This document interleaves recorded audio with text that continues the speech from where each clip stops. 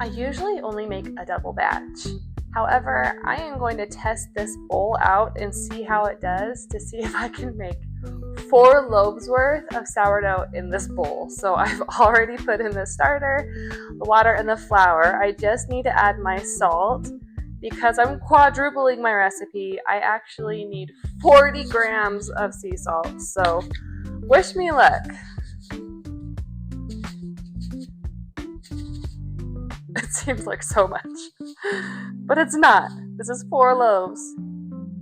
Just a tiny bit more. Okay, so now I just need to see if I can mix this without making an insanely large mess, which, let's be real, I make a mess regardless of how big, how much dough I have, so we'll see how I do. But I am really hoping that this could fit them all. I usually have to use a couple mixing bowls because I'm not a micro baker. I don't make loaves to sell to people. I just make loaves for me, my family, my friends, and for fun. So it will be kind of fun to see if I can make this work, if I can stir this. Oh my goodness. Woo! This is so full.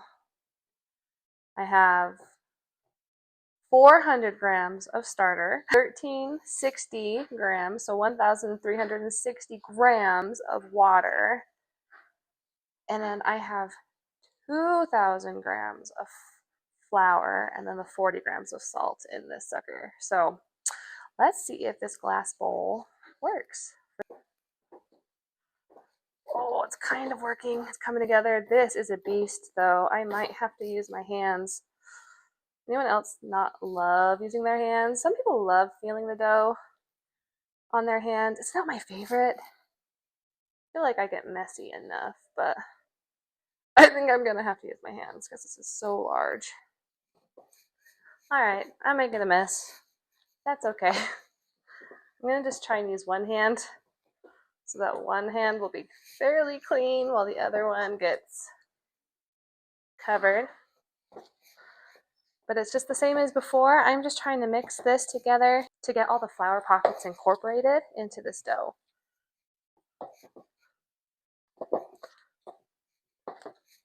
Oh yeah, there's quite a bit over here still. Ooh, throwing it everywhere.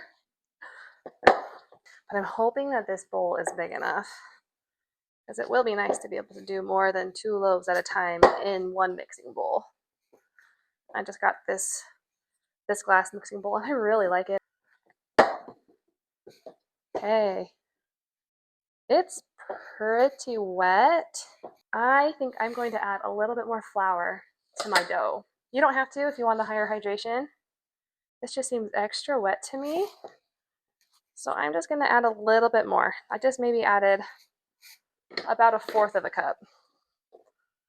But I want this to be a little bit less hydrated. A little bit easier to manage when it's not quite as hydrated. Oh, my arm is so tired. Yeah, that is looking a lot better already. I love that about sourdough is that you can adjust it if you need to. If it's way too stiff, you can add a little bit of water at this stage. If it's way too runny or too wet for your liking, you can add a little bit of flour at this stage. So it's really nice. It's really forgiving. And I love that about sourdough. I'm going to try and get as much of this off as I can. But I'm just going to use a paper towel and wipe my hand off and throw the paper towel away.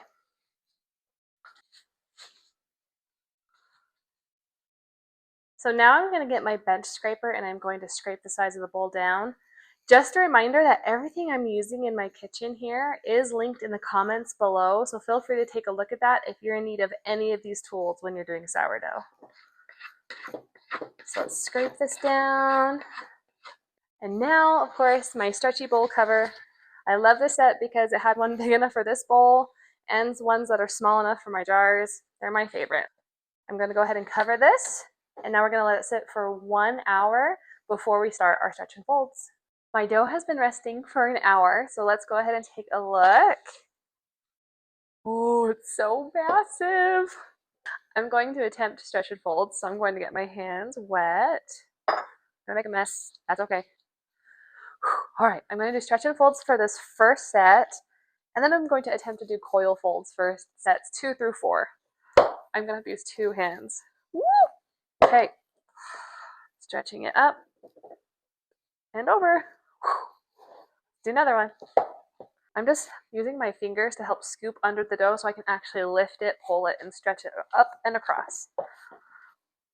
So 2 hands, pulling it up, folding it over, quarter turn. We have 2 more to do. Let's do our third, getting my hands wet again. Just kind of scooping this dough down. Oh, stretching as much as I can. And over. And let's do it again. This is our last one for this set. I'm just going to do one more. Why not? See, it's not even stretching quite as far. It's already starting to develop gluten just with that first set. Okay, let's cover this up and let it sit half an hour before we do our next set. Let's go ahead and do our second set of stretch and folds. Our dough is already changing. It doesn't look near as shaggy. It's already starting to develop that gluten. So I'm going to go ahead and get my hands wet. I did normal stretch and folds for the first set, and for the rest of the sets, I'm going to do coil folds. So I'm just pulling from the middle and lifting up. I'm letting it pull away from the bowl. It is a lot of dough to handle, so it's okay if you have to set it down and pick it back up. And it's gonna pull, and then we're gonna let it tuck under, and then do the same on this side. Let it pull away. I'm gonna drop it, grab it, and pull away. There is a little bit still sticking to the edge of my bowl, so I'm actually gonna grab my bowl scraper and just scrape that down on both sides to make sure it gets incorporated into these coil folds. So I just did it this way.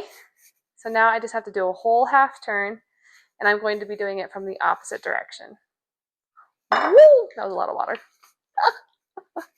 Ready? From the middle, pulling it, and already it's pulling away better from the edge of the bowl. And then we let it tuck under. And now we do the other side, pulling it away. Nice, and let it tuck under. Half turn. We have 2 more to do. We're going to be scooping it this way now. Pulling it up and away. I'm going to have to maneuver my hands just a little bit and let it tuck under. Up.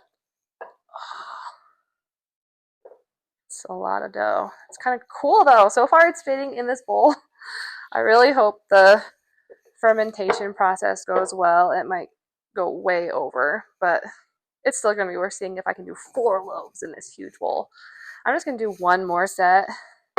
I'm now able to pick up that whole, this whole thing of dough. And I'm going to just let it tuck under. And that is ready to rest for another half hour. Go ahead and cover it. See you soon. We're now ready for set 3 of our coil folds. So let's get down to it. Look how much smoother the dough looks than it did in our initial mix.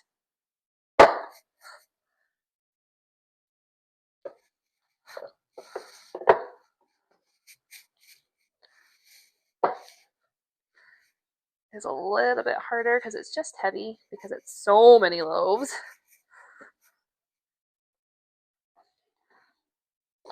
Oh, look at that. There's already some bubbles forming on the top. Oh yeah, lift that baby up. Oh, perfect. Tuck under, tuck under. See that bubble? Let's just do one more. Oh yeah, lift that up.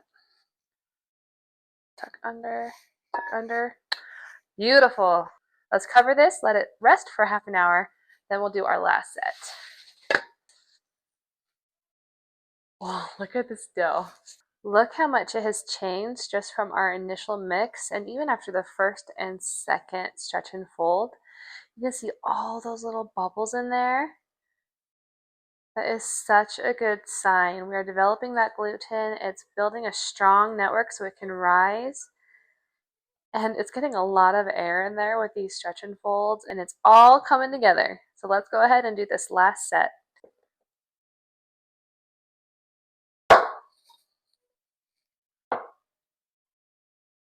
Don't want to go too fast. You want to give it time to pull all the way away from the edges of the bowl as much as you can. I get on my tippy toes. I don't know. I need as much leverage to lift up this heavy thing of dough. Okay, gonna turn it. Do it from the opposite way.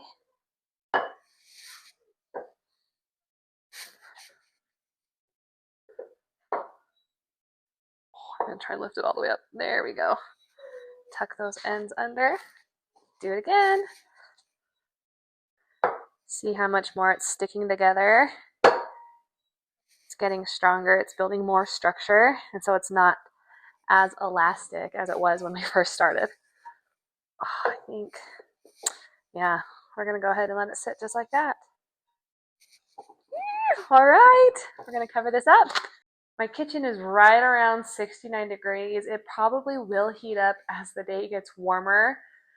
I'll check it at 6 hours and we'll see if it has any of those signs of being done. And if it's not, then I'll just give it some more time until we're ready to split it and shape it. It has been 6 hours. So let's check to see how this dough is doing during its bulk ferment. So if you can see, it is domed on top. Let's give it a shake. It's a little jiggly, but I think it could get a little jigglier. Pull away from the edge.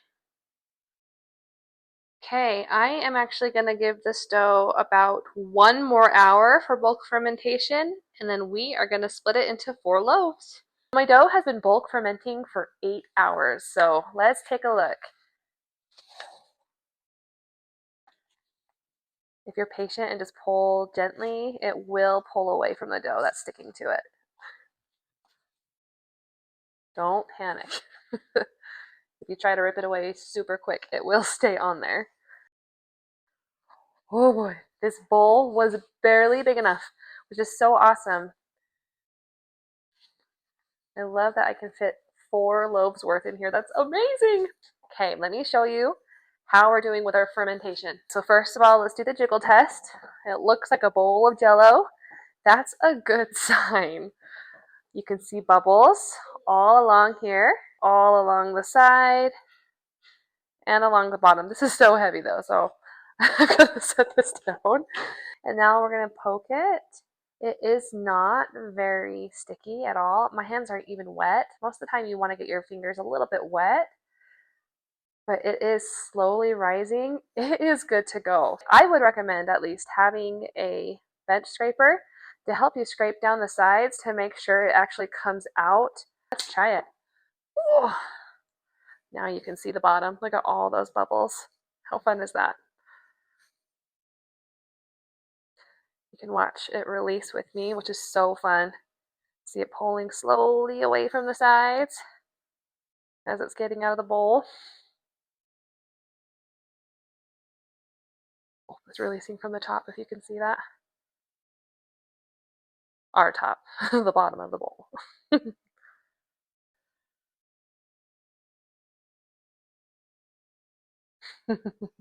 All right, it wasn't the cleanest pull, but that is okay. We'll just use our bench scraper to get the rest of it out. This is 4 loaves worth of dough, so we're gonna split this into 4 as best we can. And then you of course need Bannetons that are lined to put your dough in. And then you are also going to need bowl covers so that after we shape them, put them in the Bannetons, we can cover them, stick them in the fridge until we're ready to bake. Let's get to it.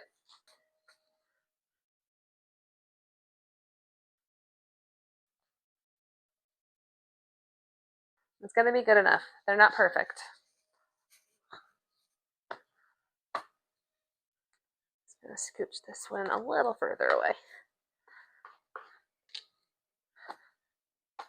This one is not sticking near as much as my last loaf.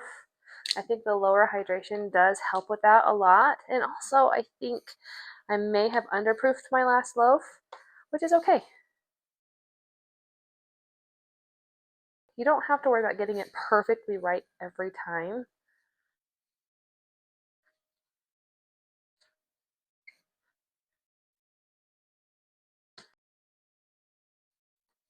It doesn't have to be perfect to have a great sourdough loaf.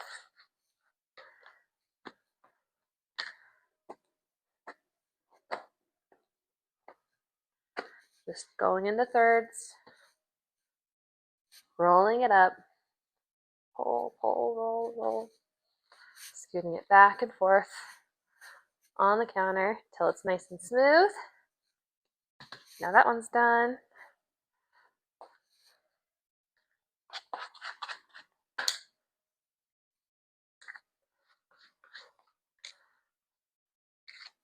Again, if you want them to all be perfectly the same amount, just use your scale. I'm okay with eyeballing it.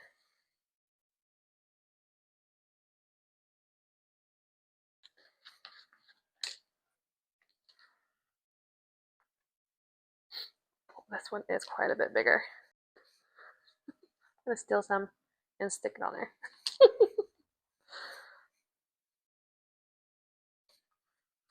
Pull, roll, pull, roll.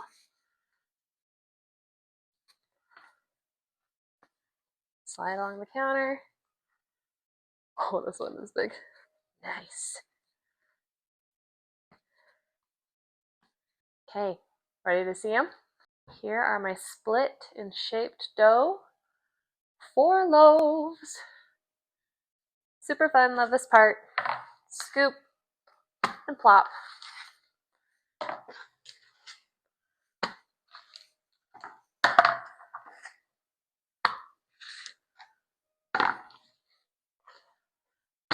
Now we wait about 5 minutes. If it turns into 10, no biggie. If you only wait 3, oh well. We're going to wait just a bit so that we can stitch them before we stick them in the fridge. Let's stitch the dough. It's been just about 5 minutes. I'm just going to do it my favorite way, which is just pinching it together, and it's super quick.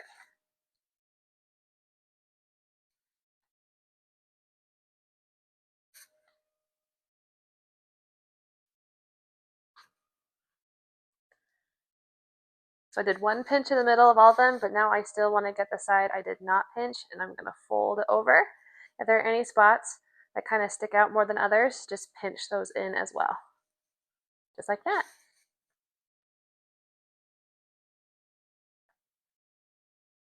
If you have some large bubbles that you can see, it's okay to poke them and pop them now. Otherwise, when they bake, you'll have a huge hole in your bread. So it's better to catch them now. I'm going to pinch those ones a little bit. Now these ends here, and I'm just about done with all 4 of these loaves. I'll get them in the fridge. And I'm hoping to bake one of them tomorrow. So I'm just going to go ahead and use my covers.